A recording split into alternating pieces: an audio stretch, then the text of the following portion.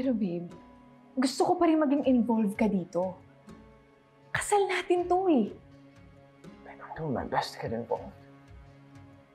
Well, I do wish that you would do more than just try.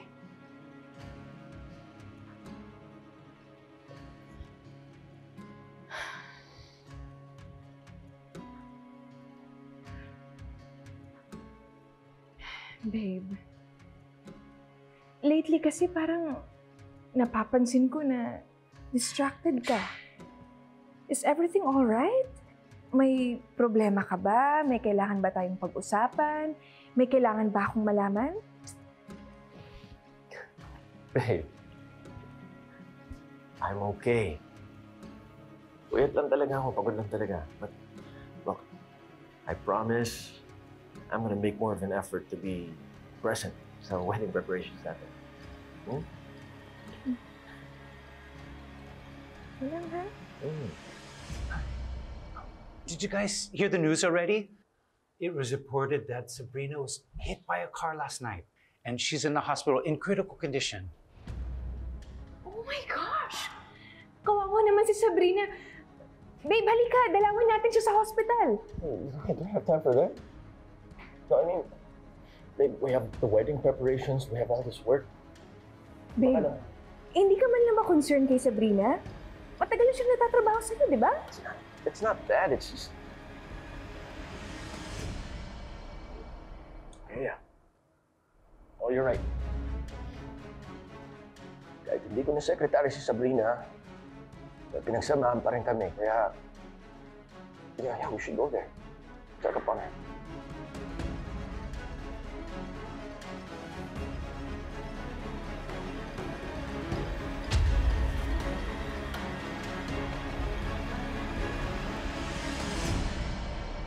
Wala pa ba?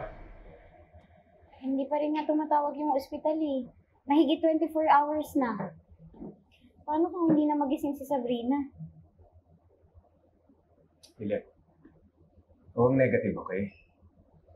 Fighter naman si Sabrina eh. Naniniwala ako na gagaling siya. Sana nga, Kurt. Kahit naman hindi kami close ni Sabrina, gusto ko naman na mabuhay siya ng mahaba. Bukod pa dun, siya lang kasi yung susi sa kung anong totoo kay Atty. Allen eh. Hilek, anong gagawin mo kapag nalaman natin na tama lahat ng hinala natin kay Atty. Allen? Sisiguraduhin ko na mabubunyag lahat ng sekreto at kasinungalingan niya. Hindi ako papayag na matuloy yung kasal nila ni Ira. Iligtas ko yung kapatid ko mula sa halimaw na nagbabait-baitan na katulad niya. Alam mo, maswerte si Ira dahil may protective na kapatid siya ngayon.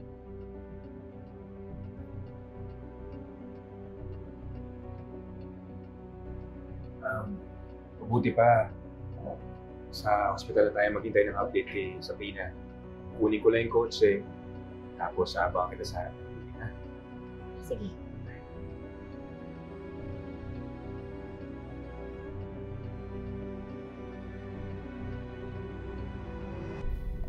Sorry po, napag-mix-mix pa namin yung documents.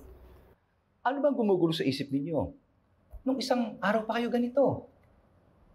May balikbayan relatives po kasi ako sa bahay. Ako po yung nag-aasikaso sa kanila kasi senior citizen na po yung nanay ko. Hindi ko naman po sila pwedeng pabayaan kasi sila po yung nagpapaaral sa mga kapatid ko. Ako naman po, kararating lang ng asawa ko galing Saudi. Ako, alam nyo ha, you compartmentalize. No? Huwag niyo pabayaan magsapawan ang problema ninyo sa bahay at dito sa trabaho and vice versa. Sige na, ako nang bahala rito. You take a half-day leave, you go home. Asikasuhin mo ang asawa mo at asikasuhin mo ang pamilya niyo. Talaga po. Sige na. Maraming salamat po, Atty. Sige. Abalos. Hindi po. Sige na.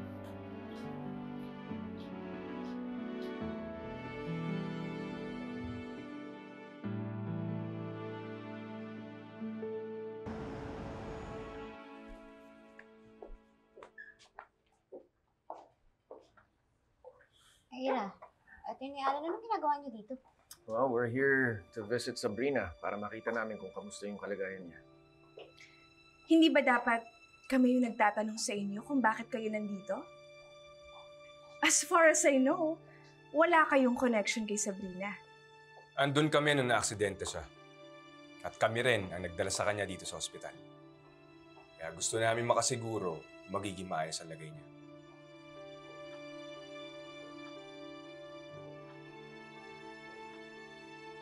How about you, Attorney Alon? Concerned ka ba talaga kay Sabrina? Eh, di ba kaka-resign niya lang sa'yo? Sumama pa nga yung loob mo na umalis siya sa'yo.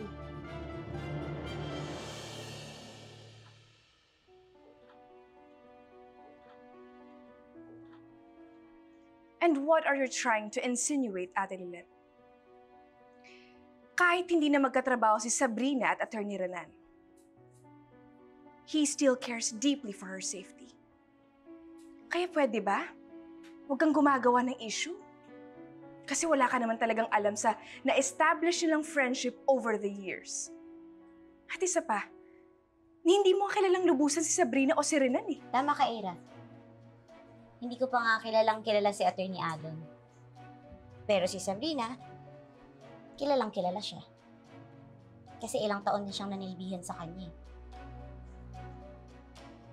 Kaya sana nga magising na siya. Para maikwento niya sa akin yung buong katotohanan tungkol kay Attorney Alon.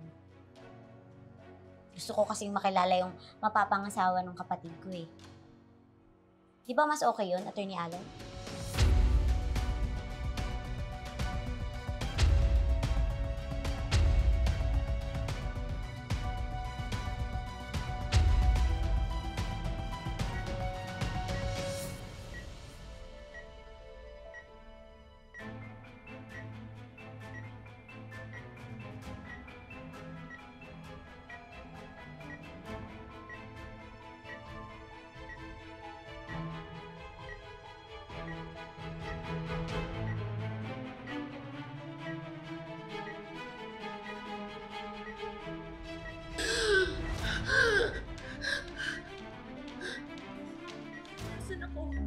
Ma'am, huwag po muna kayong kumilos at magsalita. Mahina pa po kayo. Tatawag lang po ako ng doktor.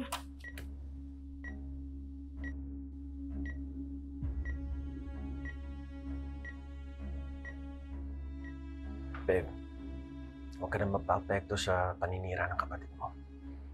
Alam naman natin na ayon sa akin eh. Kaya ako expected ko na kung ano-ano talagang sasabihin niyo tungkol sa akin. Nakakainis kasi. We came here with good intentions. Tapos binibigyan niyo pa ng ibang meaning. I know, I understand. But still, just try to relax. I'll get us some coffee. Eh, dito ka lang.